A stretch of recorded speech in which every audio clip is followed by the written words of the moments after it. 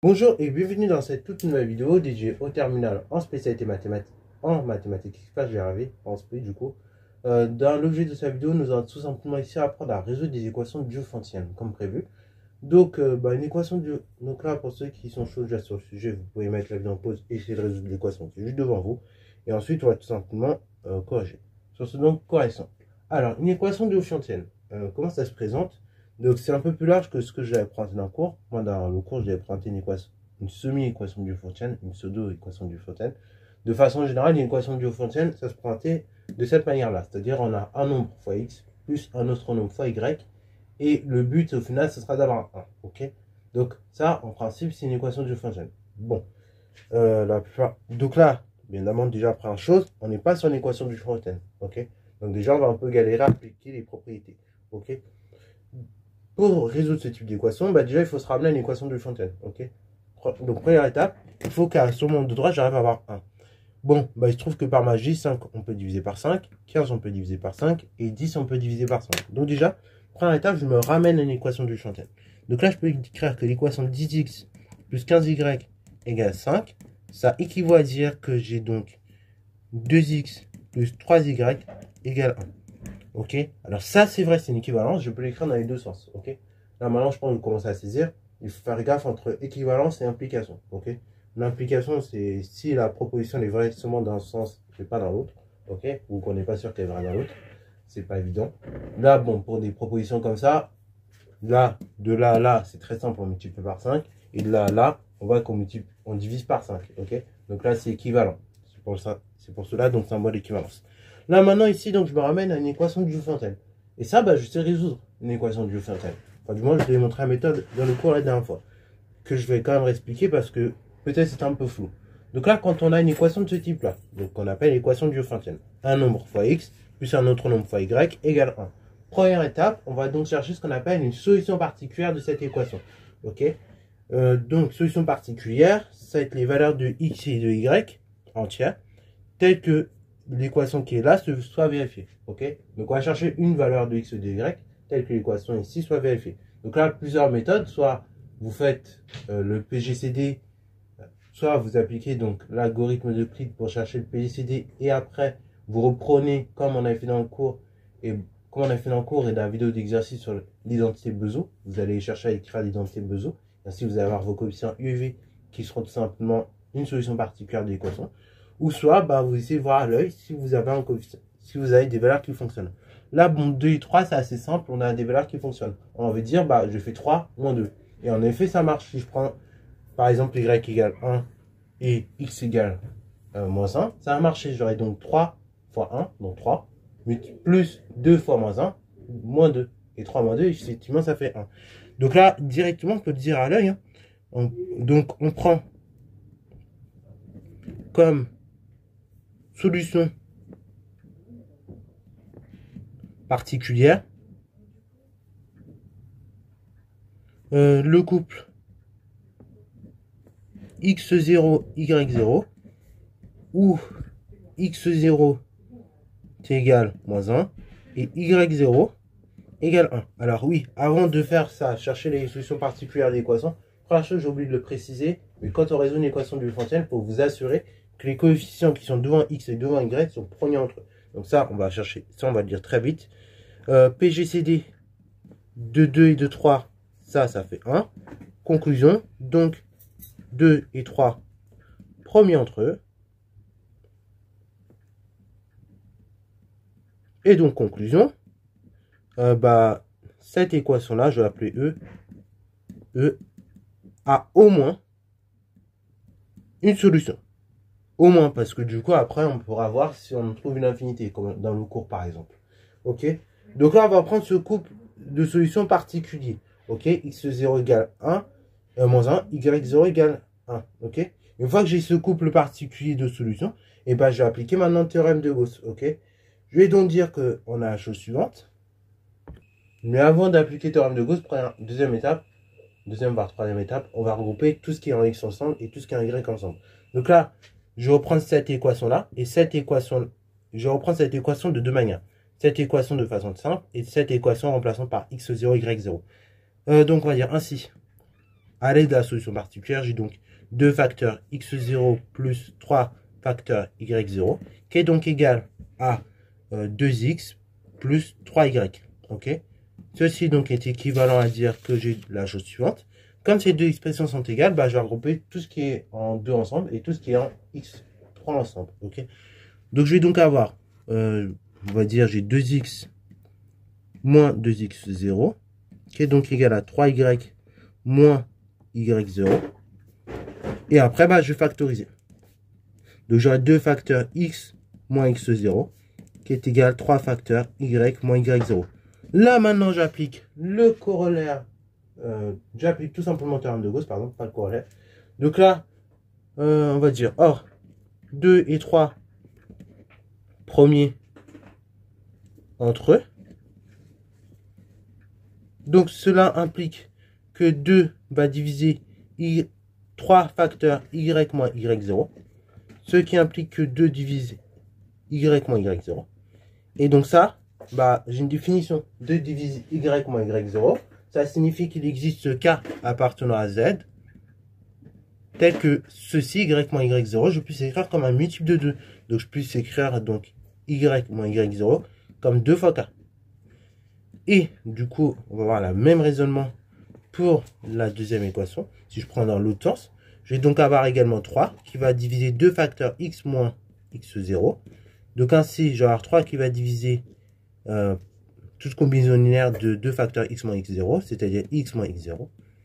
Et donc, ça veut dire qu'il existe k' appartenant à z, tel que x moins x0. Je puisse écrire comme un multiple de 3. Donc ainsi, je vais avoir x moins x0 égale 3k'. Ok. Donc là, en quelque sorte, j'ai trouvé, dans le sens de l'implique, j'ai trouvé une solution qui pourrait fonctionner. Ok. Donc j'aurais, bah ici, y moins y0 égale 2k, x moins x0 égale 3k. Alors on va un peu arranger, parce que là on voit pas très bien où est x, où est y. Donc là, c'est à dire qu'il existe k appartenant à z, tel que la valeur y, je peux l'exprimer comme 2k plus y0, et il existe k appartenant à z, k' plutôt appartenant à z, j'avais dit, tel que x égale 2k, 3k', plus, on avait dit, x0. Voilà. Donc là, là pour l'instant, à l'aide de ça, j'ai pu trouver une solution, enfin ce qui pourrait être possiblement la solution de cette équation. Donc là, y c'est 2k plus y0, et x c'est 3k' plus x0. Ok, donc ça c'est une solution qui pourrait fonctionner. Ok, mais bah après, pour les k et les k', on ne sait pas s'ils doivent être égaux, on n'en sait rien pour l'instant. Donc là, il va falloir que je reporte dans le sens réciproque. Ok, il faut que je fasse l'équation dans le sens réciproque. Parce que là, pour l'instant, j'ai résolu dans un sens. Ok, si vous voulez, je vais faire un raisonnement si alors. Ok, si du coup, bah, tout simplement 2 et 3 sont premiers entre eux, on a ça, on a ça, on a ça. Ok, donc je vais faire un raisonnement en si. Qui dit raisonnement en si, qui dit j'ai montré en fait une implication. Mais il faut que je montre l'implication réciproque. Il faut que je montre l'implication réciproque, ça va donc dire, il faut que je montre que si je prends y égale cette valeur et x égale cette valeur, bah, l'équation qui est juste ici est vérifiée. Ok, parce que là, du coup, en quelque sorte, là, je vous ai juste fait le sens, enfin, j'ai fait le sens direct. Là, je vous ai juste dit, bah, les solutions possibles de cette équation, quand on résout, tac, tac, on sait alors, c'est ça. Mais maintenant, il faut que j'arrive à montrer que dans l'autre sens, et bah, ces solutions vérifient bien l'équation. Voilà. Bon, on y va. Donc, on va faire le sens réciproque maintenant. Donc, réciproquement.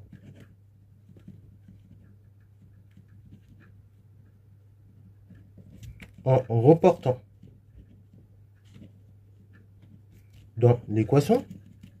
Donc là, en reportant dans l'équation quoi? Bon, on va reporter dans l'équation les valeurs de x0, de y et de x qu'on a établi. Ok? On va voir bah, qu'est-ce qui va se passer concrètement. Donc réciproquement, en reportant dans l'équation, on a donc, on avait dit 2x plus 3y égale 1. Bah ça équivaut à dire que j'ai 2 fois x, donc 2 fois la chose suivante. Donc on avait dit 3k' plus x0 plus 3y. Donc 3y, bah y on a dit c'était 2k plus y0. Et tout ça, ça fait 1. Ok, là pareil, pour les valeurs de x et de y, je vous renvoie il y a à peu près une minute. Ok, elles n'ont pas changé, c'est bien les valeurs que j'ai prises d'ici. Ok, j'ai pris les valeurs d'ici. Voilà. Et pour la valeur de y, c'est le même principe. J'ai pris la valeur d'ici. On va aller chercher midi à 14h. Bon, maintenant, un petit coup de développement, les amis. Donc, ça va faire 2 fois 3, 6K' plus 2x0 plus 6K plus 3y0 égale 1. Alors là, on va un peu simplifier. Ça fait 6K' plus 6K.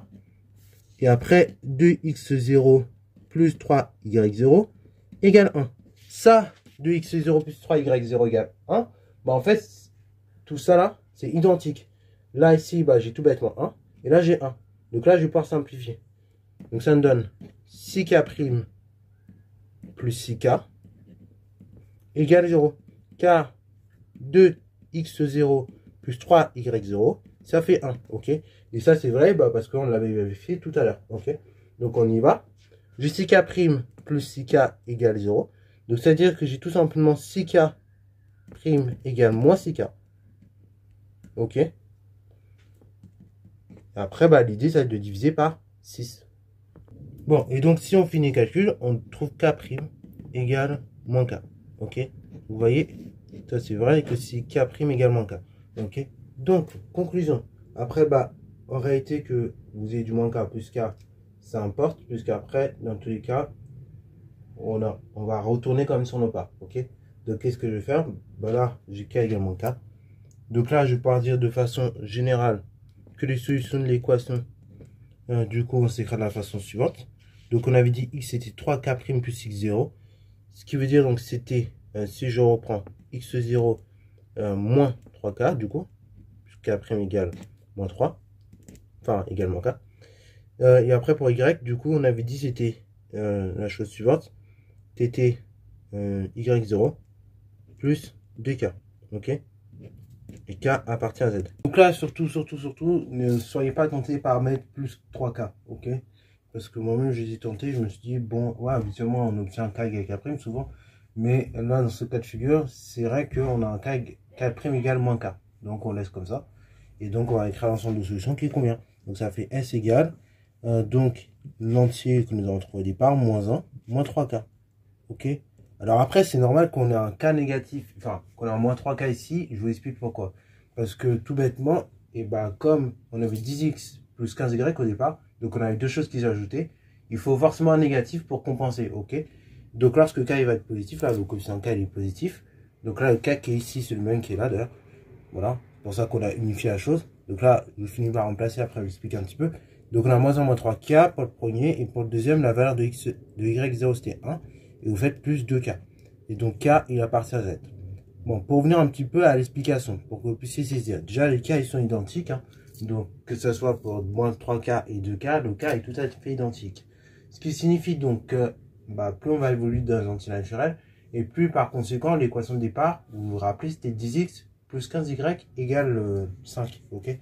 Donc, le problème que nous avons avec une équation comme ça, et bah, x et y, il ne faut pas qu'ils soient du même signe déjà, parce que forcément, bah, si j'ai 10 fois un entier plus 15 fois un entier, enfin 10 fois un entier, et vous ajoutez à ça 15 fois un entier, bah malheureusement, je vais obtenir quelque chose qui sera plus grand que 0, ok? Et en particulier, plus grand que 3, ou même plus grand que 5, ok? Ce sera à minima plus grand que 10, voire 15.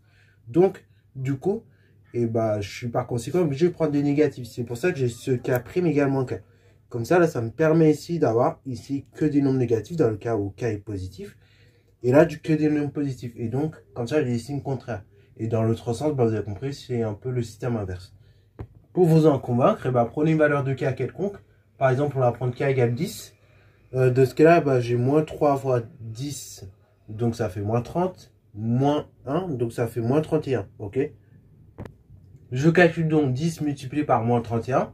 Ah bah tiens, 10 multiplié par moins 31, ça fait donc moins 310. Bon bah, maintenant je refais le même calcul avec K égale, on avait dit la valeur 10. Donc j'ai 2 fois 10, ça fait 20, plus 1, 21. Maintenant je vais donc calculer 15 multiplié par 21, ok? Et bah 15 multiplié par 21, il se trouve que ça fait tout simplement 315. Ah bah tiens, je calcule la somme, moins 310 plus 315, je tombe sur 5. Donc là, l'équation, elle fonctionne. Tandis que si je regarde des cas positifs, comme c'est souvent le cas dans les exercices, là, j'aurais pas pu avoir les solutions qui tombent assez facilement. Ok, genre, mes couples que j'aurais obtenus, c'est faux. Parce que là, bien évidemment, j'ai oublié de le faire. J'ai pas été encore assez rigoureux. Mais là, c'est un couple entier que vous obtenez à la fin. Voilà. Sur ce, c'est la fin de la vidéo. Donc, j'espère qu'elle t'a plu. Si c'est le cas, n'hésite surtout pas à la liker, commenter et bonne reste à toi en mathématiques et en sciences.